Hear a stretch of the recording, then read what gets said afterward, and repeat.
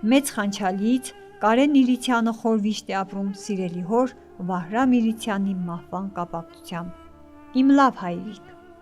սրտիս վերքից խոսքն եմ ասում իմ սրտի։ Իմ լավ հայրիկ,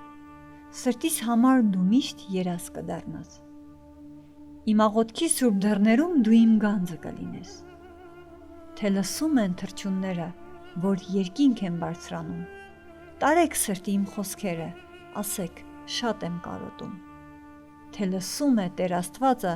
փառավորված երկնքում, աղաչանքն է իմ ուզածը, հորս պահիր դրախտում։